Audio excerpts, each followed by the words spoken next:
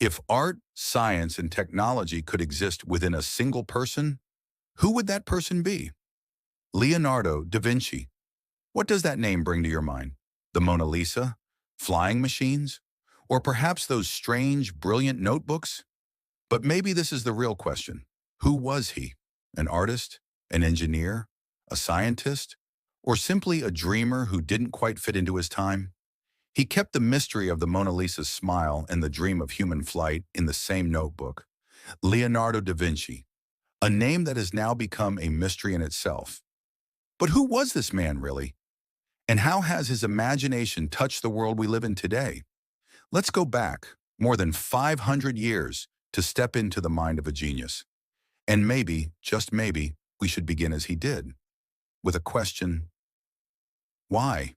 Picture a village, nestled among the green hills of Italy, a quiet little town called Vinci. It was here in the spring of 1452 that a child was born. His name was Leonardo. His mother, a peasant woman. His father, a wealthy notary. But they were not married. Leonardo was what people of that time called an illegitimate child. But no one knew that this so-called illegitimate child would one day change the world. He wasn't a noble. He wasn't raised in a palace. But he had something else: curiosity. Leonardo spoke the language of nature. He watched how water flowed, how birds flew. Sometimes he would just stare at a flower, observe ants going about their lives, or try to draw the delicate veins of a leaf for hours. And you know, if a child can see the world that deeply, imagine how clearly he must think when he grows up. He had no formal education, but life itself became his greatest teacher. Maybe school walls were just too small for his imagination. Think about it. A boy holding a notebook, drawing the branches of a tree. How could he have known that one day he'd draw the human body more precisely than anyone in history? He never went to a proper school. He taught himself to read and write. But more importantly, he questioned everything. He'd look at birds flying in the sky and wonder, how do they do it? Could humans ever fly? No. Leonardo's childhood wasn't like a fairy tale. But maybe that's why. He started writing his own. At the age of 14, Leonardo left his village behind, sent to Florence at the initiative of his father. At the time, Florence wasn't just a city. It was the beating heart of art, of ideas, of the Renaissance itself. Yeah, a place where thought turned into creation and creation into legacy. There, Leonardo was accepted into the workshop of a master, Andrea del Verrocchio. But for Leonardo, this was not merely a job. It was a school, a laboratory, a kind of paradise. Painting, sculpture, architecture, and even early forms of engineering. All of it under one roof, and the young Leonardo absorbed it all like a sponge. Here he laid down his very first brushstrokes, and they were unforgettable.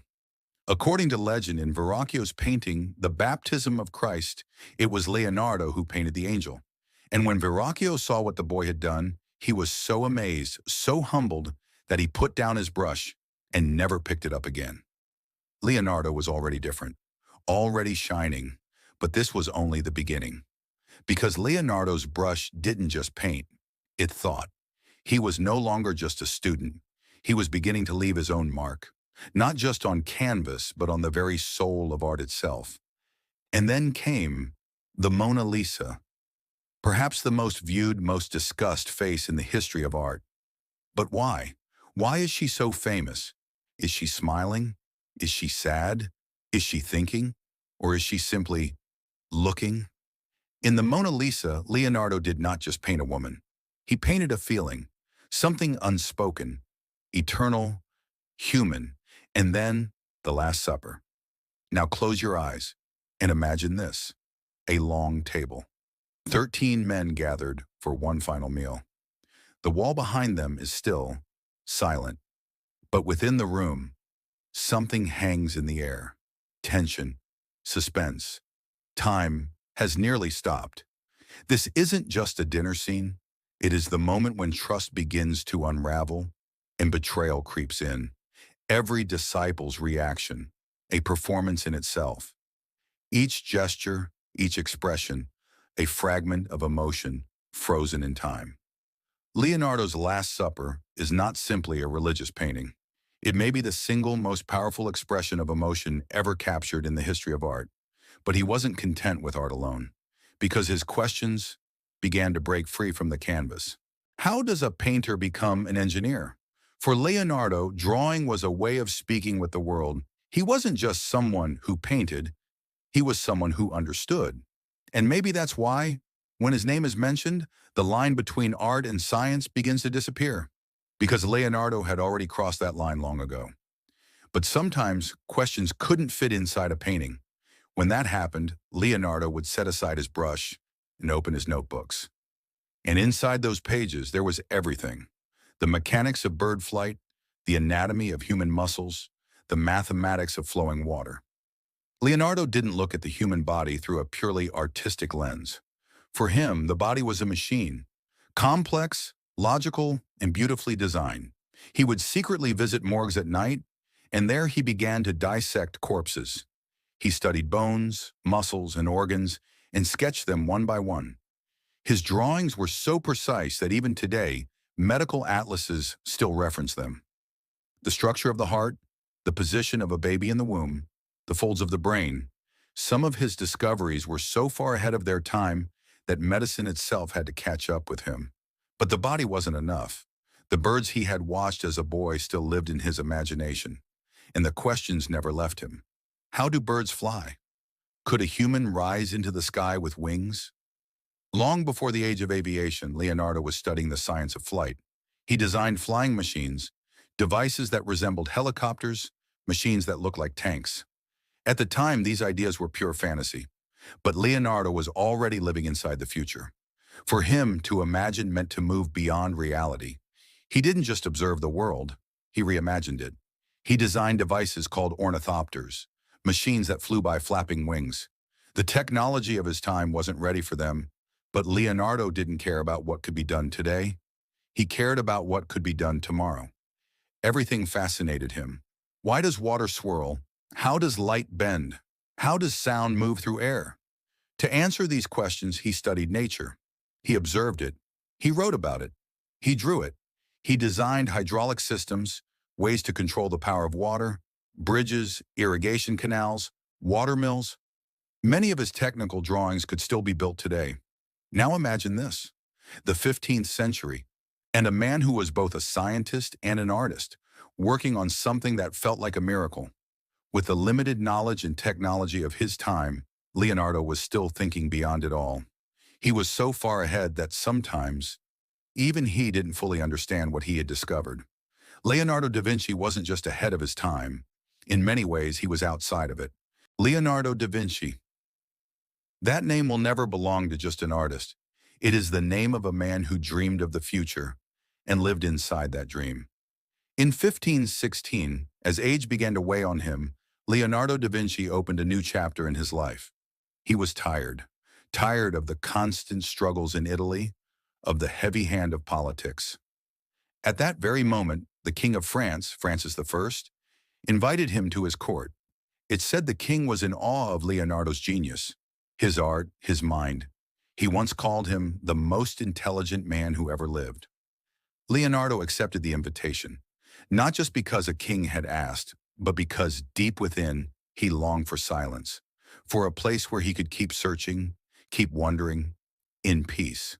France became both a refuge and a new source of inspiration. The king and Leonardo became true friends.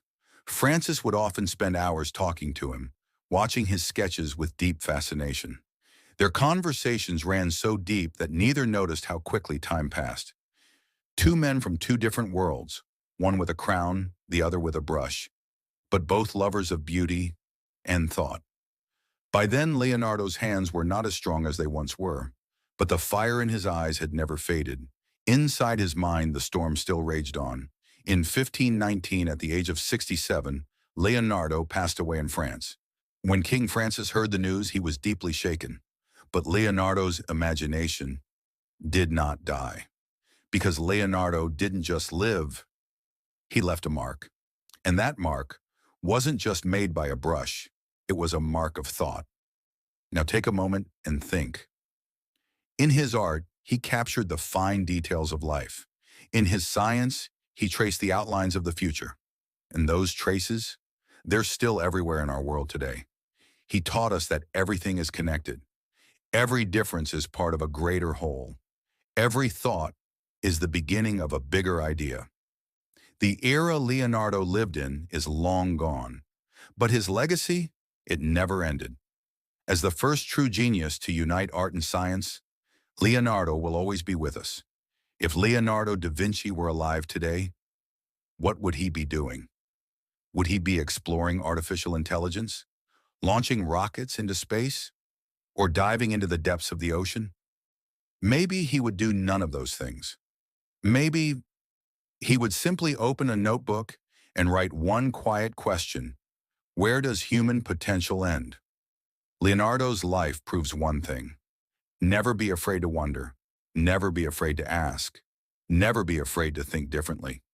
He showed us, if you want to change the world, learn to ask questions, because everything begins with just one word: why? Which of Leonardo da Vinci's ideas do you find most fascinating? Share your thoughts in the comments below. And if you enjoyed this video, don't forget to leave a like. Subscribe to our channel so you won't miss the next journey into history and science. Thank you for being part of this one. We'll see you in the next video.